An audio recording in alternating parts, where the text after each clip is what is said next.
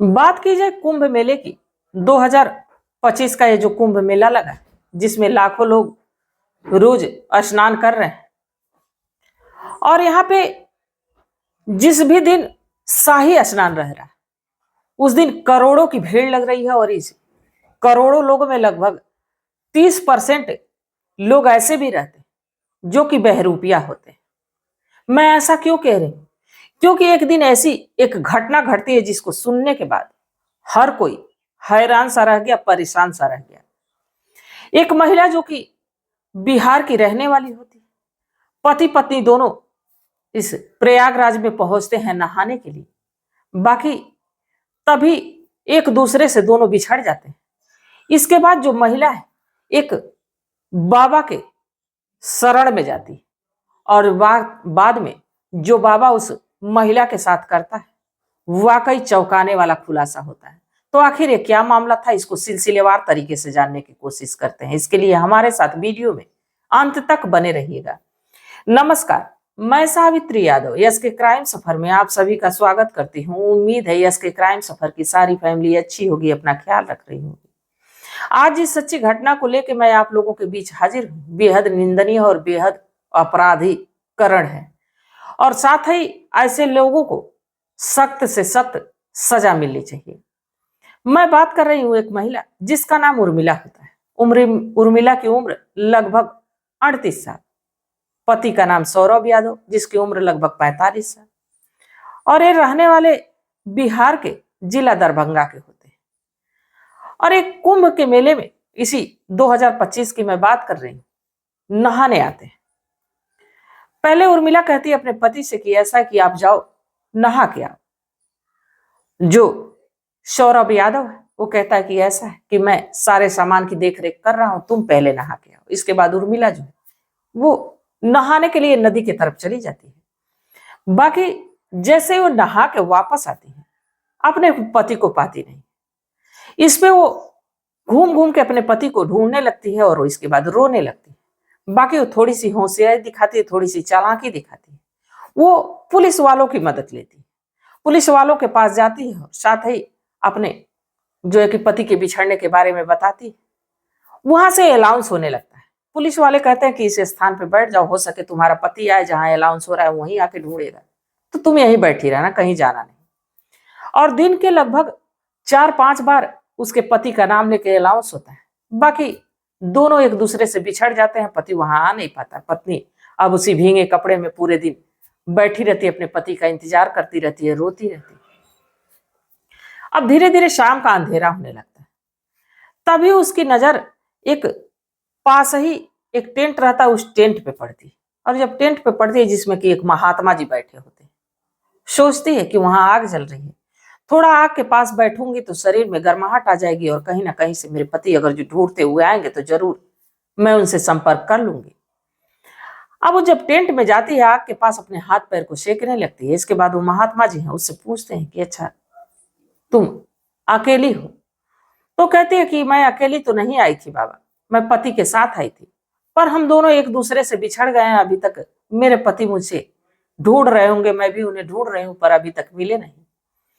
अब इसमें जो बाबा है वो कुछ देर चुप रहता है, इसके बाद बोलता है कि तुम्हारी शादी को इतने दिन हो गए, तुम्हारा बच्चा नहीं हुआ। अब जैसे ही ऐसा जवाब वो महिला पाती, चौंक सी जाती है, क्योंकि वाकई उसके बच्चे नहीं थे।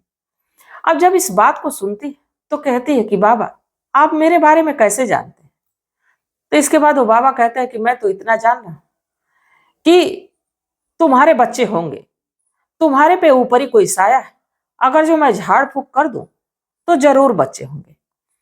वो जो उर्मिला नाम की महिला रहती है कहती है बाबा मैंने बहुत जगह डॉक्टरों से जो जहां बताया वहां मैं गई, इलाज करवाई, बाकी कमी मेरे ही अंदर है, मेरे पति के अंदर नहीं है, मैं बच्चा पैदा नहीं कर सकती। बाकी जो बाबा रहता है कहता है कि ऐसा है कि तुम्हारे बच्चे क्यों नहीं होंगे, मेरी साधना से जरूर बच्चे होंगे। मैं ऐसी तपस्या किया हूं, ऐसी योग साधना किया हूं जिससे मैं जिसे भी जो आशीर्वाद दे देता हूं वो होता ही है। अब इसके बाद वो बाबा अपने एक झोले से एक सेब निकाल के देता है, उस महिला को देता है, कहता है कि इसको खा लो। जैसे ही महिला उस सेब को खाती, उर्मिला उस सेब को खाती, उसकी चेतना जाने लगती है, वो बेहोशी की हालत में होने लगती है। और जैसे वो बेहोशी की हालत में होने लगती है, जो बाबा रहता है उस टेंट का जो है कि पर्दा गिराता है, चैन बंद करता है। इसके बाद जो अश्लील हरकत उस महिला के साथ करता है, उसके शरीर से छेड़छाड़ करता है, उसका शोषण करता है, उसका रेप करता है। और ये अब लगातार कई घंटों तक चलता है। इसके बाद अब जैसे ही 4-5 घंटे के बाद अब लगता है कि उस महिला को होश आ जाएगा, इसके बाद फिर उसको दोबारा से सेप देता है, कहता है कि ये मेरे साधना किए हुए तपस्या के फल है, इसको खाओगे तो तुम्हारे ऊपर से जो साया है वो दूर हो जाएगा, इसके बाद तुम मां बन जाओगी। अब उस औरत को तो मां बनने की ललक लगी हुई थी, क्योंकि उसके दिल की यही मनोकामना थी कि उसको एक संतान हो जाए।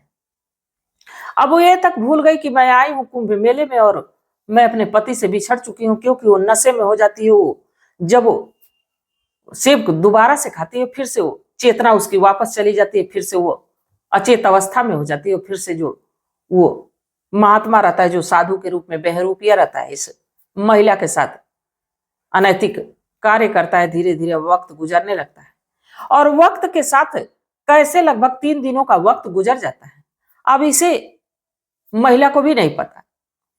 बाकी कहते हैं कि ऊपर वाले भी कब तक धैर्य की परीक्षा लेंगे। जैसे 3 दिन का वक्त गुजरता है, वो जो साधु है अपने टेंट से निकल के किसी काम से बाहर चला जाता है। तभी कुछ रिपोर्टरों की नजर, कुछ मीडिया कर्मियों की नजर उस महिला पे पड़ती है और वो सोचते हैं कि ये एक महात्मा के टेंट के भीतर एक महिला क्या कर रही है। और उसको देखने से ही ये लग जा रहा था कि इस महिला की हालत खराब है। मीडिया वाले जब उसके पास जाते हैं तो उस महिला से पूछते हैं, तो उसके बोलने के तरीके को देख के ये लग जाता है कि ये नशे में।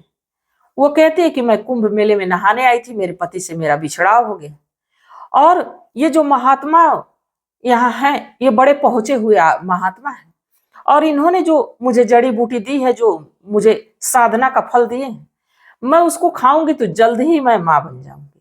इसके बाद मीडिया वालों को समझने में देर नहीं लगती, उस बाबा का अब छिप के इंतजार करने लगते हैं। कुछ देर के बाद जैसे ही वो बाबा वहां पहुंचता है, कुछ पुलिस वालों की मदद से उस बाबा को गिरफ्तार किया जाता है, उस बाबा को पकड़ा जाता है। इसके बाद जब उससे पूछा जाता है तो एक ऐसा खुलासा होता है, जबकि ये सनातनीय नहीं होता है, हिंदू नहीं होता है, बल्कि ये एक मुस्लिम होता है, जो कि बहरूपिया बन के बाबा का रूप बना के और यहाँ प्रयागराज में टेंट के भीतर एक साधु बाबा के भेष में रहता है। ये रहने वाला जयपुर का एक मुस्लिम होता है। अब जब इसके नाम की पहचान होती है और ये पता चलता है कि ये मुस्लिम है, तो वहां के जो प्रशासन वाले होते हैं, जो पब्लिक होती है, उसको बहुत मार मारती है। इसके बाद जब इस बात का खुलासा होता है कि इस महिला को नशीली दवाओं का सेवन करवा रहा था, नशीला पदार्थ दे रहा था, जिससे कि उसकी चेतना चली जा रही थी, इसके बाद अनैतिक कार्य उसे महिला के साथ 3 दिनों से कर रहा था। इस वीर फकीर को तो गिरफ्तार किया जाता है, इसको जेल के सलाखों के पीछे डाल दिया गया। कानून तय करेगा और साथ ही हमारे उत्तर प्रदेश की जो सरकार है, बाबा आदित्य नाथ योगी जी, अब कब इनको कड़ी से कड़ी सजा देंगे।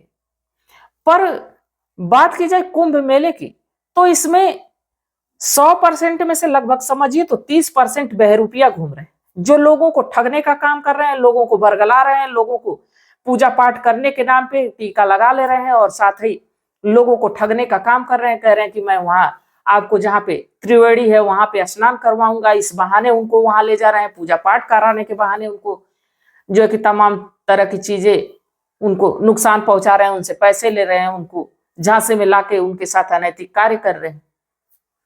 तो जितने भी श्रद्धालु कुंभ स्नान करने जा रहे हैं, अपने परिजनों के साथ रहें, अपने परिवार वालों के साथ रहें और सतर्कता से रहें। किसी ऐसे लोगों से बातचीत ना करें, किसी ऐसे लोगों के झांसा में ना आए, किसी पे भरोसा ना करें, क्योंकि जो बहरूपिया एक तरह से संतों का भेष बनाए हुए हैं, एक तरह से साधुओं का रूप बनाए हुए हैं, लोगों को ठगने का काम कर रहे हैं।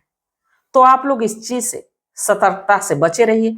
और इस घटना को सुनाने का मेरा उद्देश्य नहीं था कि किसी की भावनाओं को ठेस पहुंचाया जाए, किसी को आहत किया जाए, बल्कि बस इसलिए कि लोगों को जागरूक किया जाए, लोगों को सचेत किया जाए। ये जो महिला उर्मिला होती है, इसके घर का पता प्रशासन ढूंढती है, इसके घर पहुंचाया जाता है। अभी इसके पति घर पहुंचे हैं या नहीं पहुंचे, इसकी सूचना नहीं है। जैसे इसकी सूचना मिलती है, मैं आप लोगों तक जरूर पहुंचाने की कोशिश करूंगी, क्योंकि कुंभ मेले में बिछड़े शायद वो भी अपनी पत्नी को ढूंढ रहे होंगे, तलाश कर रहे होंगे। तो ये तमाम बातें, आप लोग इस घटनाक्रम पे क्या सोचते हैं, आप लोगों की क्या सलाह, आप लोगों की क्या राय है, कमेंट सेक्शन में जरूर बताइएगा। और कुंभ मेले में जाके अपने आप को सुरक्षित, अपने परिजनों के साथ रहे, अपने परिजनों का हाथ ना छोड़े, अपने परिजनों का साथ ना छोड़े। और मैं भी आप लोगों से बार बार यही रिक्वेस्ट करूंगी कि आप लोग किसी के झांसे में ना आए। तो तब तक आप लोग अपना ख्याल रखिए, अपने परिवार का ख्याल रखिए, बाल बच्चों का ख्याल रखिए। मिलते हैं कल एक नई वीडियो के साथ। तब तक के लिए जय हिंद, जय भारत।